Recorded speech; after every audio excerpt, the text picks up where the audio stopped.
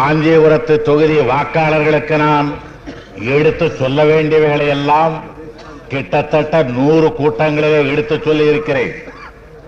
இதை நான் சொல்வதற்கு ஒன்றுமில்லை, எழுதி காட்டுவதற்கு ஒன்றுமில்லை, கொடுப்பதற்கு என்னிடத்திலே பணம் இல்லை.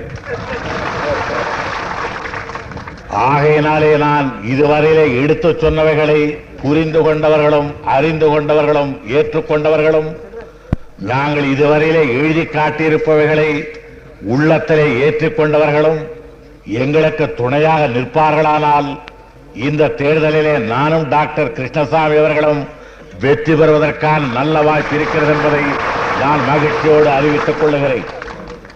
ஆனால் நாமெல்லாம் இங்கே கூட்டத்திலே கூடி கைதட்டிக் கொண்டிருக்கிற நேரத்தில் காங்கிரஸ்காரர்கள் கதவை தட்டி கையை நீட்டி பணத்தை கொடுத்துக் கொண்டிருக்கிறார்கள்.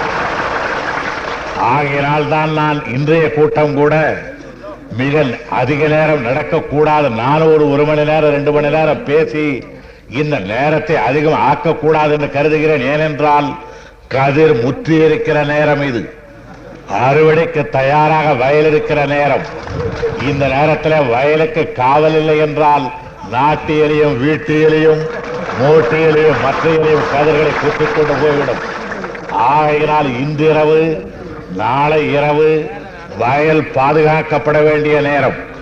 ஆகையினால் வயலுக்கு உரியவர்கள், உழவு தொழிலில் ஈடுபட்டவர்கள் வயலை பாதுகாப்பதை போல் இந்த தொகுதியில் இருக்கிற வாக்காளர்களை பாதுகாக்க வேண்டிய பெரும் பொறுப்பை நம்முடைய ஆதரவாளர்கள் ஏற்றுக்கொள்ள வேண்டும் என்று பணிவன்போடு நான் விரும்பி வேண்டி கேட்டுக்கொள்கிறேன். ஒன்றை மட்டும் முதலிலே நான் குறிப்பிட்டுக் கொள்ள விரும்புகிறேன்.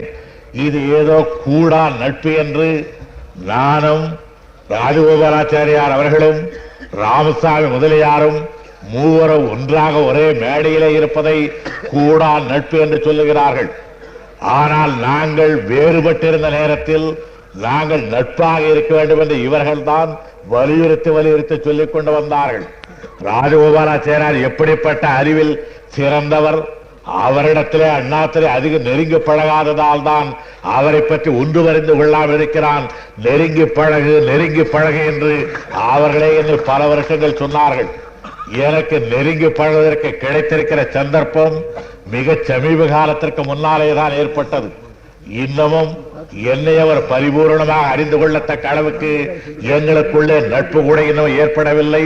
அல்லது இன்னும் சொல்ல போனால் நட்பு என்ற வார்த்தை கூட அவருடைய வயதுக்கு என்னுடைய